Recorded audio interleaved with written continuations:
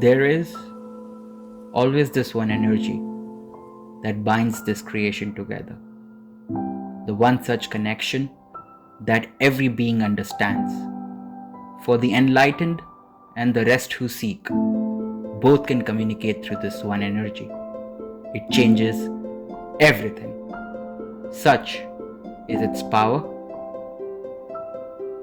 And I look at him, his calm demeanor, his understanding of his transcendental state takes me in, and the curiosity inside me to understand what is this energy. And I turn to him, what is this energy, Buddha? He looks at me. Love. It keeps the desires flowing. It keeps the energy flowing. It changes the conscious state of a being. It connects one to many and many to one. Love, Samer, is the most powerful energy of this universe. Have you been in love? I ask him. I trace his eyes as they slowly wet to the tyranny of the past. For even the Buddha, the one who manages to play with his state of being, does need to pause when it comes to love from the past.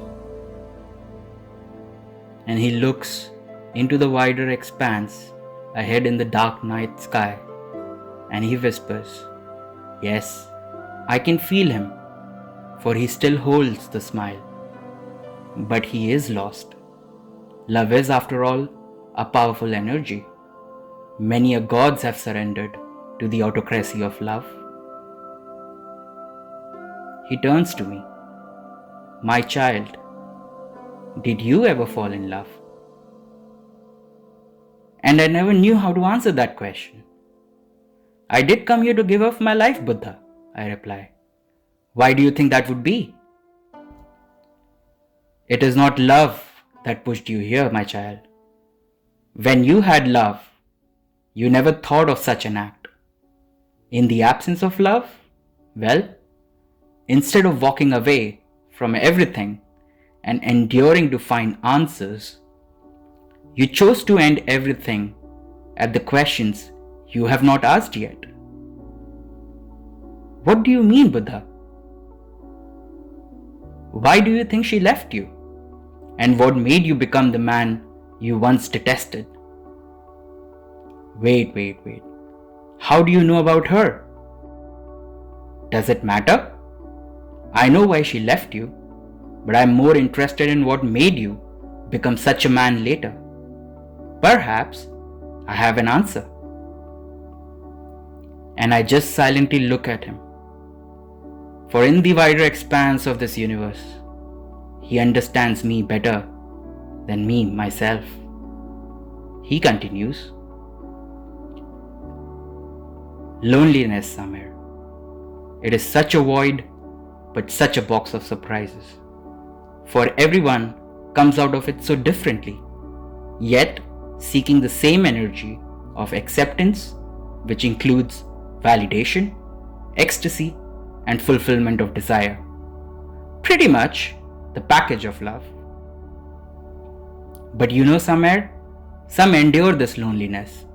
Some accept it, while others are ready to give it up, and not realizing that it is the emptiness of space that allows the existence to come alive. It is the emptiness of self that allows us to imbibe others. And then he turns to me.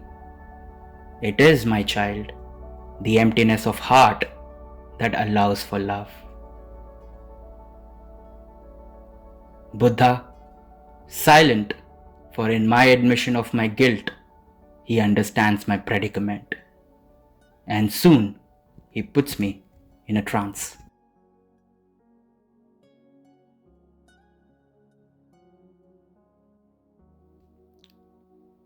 The trance takes me to my past, and there I meet her. I saw her standing just in the corner of my friend's place. Sneha, a silent, reserved, but a sane student in my B school cohort, ignored the many whimsical invitations of her extroverted peers and curled up to a beanbag in the balcony. A glass of house red wine by her side and a slowly burning cigarette in her hand, she seemed to have found her abundance in the moment. I walked to my friend hosting the party and pushed him to introduce me to her. I still did not know if I was attracted to her, but something about her demeanor made me curious. Oh, he ignored my request, by the way, and rather chose a good ping pong game on the small kitchen table. And then I turned back to her. She is lost, all by herself, and in her reservation of the status quo, I wanted to participate. For the very first time, realizing that I'm a full-grown man, I gathered the courage to take steps in her direction. Tell me, guys, have you ever felt your heart beat like the vibrations on the old railway tracks when a fast train approaches? Have you ever felt the stomach-churning pain where your conscience has given up on you and left you stranded? Have you ever felt helpless but not alone, scared but courageous, lost but aware? I felt all of that as I took a long breath, just an air gap away from her, and slid my hand into my pocket in a reflex, took out my lighter and lit her cigarette as she picked a new one from the box. Her eyes locked with mine. A blink of gratitude and all my feelings take a pit stop as my awkwardness maxes out and my curiosity-filled blankness kicks in. I am all the rom-coms, romantic novels, and love stories combined together in this moment. I am everything but me. Hey, the first word I utter. Never seen you around. Well, cliches are a sign of being a thrifty romantic, and that's me. She looks at me. Her eyes blink again, but this time with a very dumbfounded expression. Strange, she says, because I sit just behind you in the class, and I assume you know we have our own name cards somewhere. Oh shit. How is that I did not know that? Was I that lost? My eyes start to give away the juvenile cry of my soul. She saw that. I know she saw that. She rests her hand on my shoulder, calming me down by patting it as she breaks into her laughter. Do not worry, silly. I've never been to the class, but I do know you from the roster. Hi, I'm Sneha Jaising. And that smile caught me off guard. The rom-coms and books kick in again. Sneha, I shake her hand with all the fake confidence energy I have. I am Sameer, and I am worse than you've read me. I say that, and I don't know why I said that. And again, that blink. The questioning one, but with a smile. Well, that is confusing now. She looks at me, her wine just by her side, a much better company than me for sure. I haven't read you enough, Sameer, she replies. Not yet. And now kicks in the swag of Humphrey Bogart from Casablanca. I reach out to her for her packet of cigarettes, take out one for myself, and politely snatch my lighter from her, light it, smoke it, and as I release the smoke, I look at her. Sneha, this is the cover of the book called Sameer. Critics have had a mixed response, but on an average, it is a one-time read. I'm not sure why the book is under fantasy, but I bet you can read it better. She is silent. No blinking, but just staring. The wine felt alone. The cigarette felt ignored, and her breath just kept her alive for me.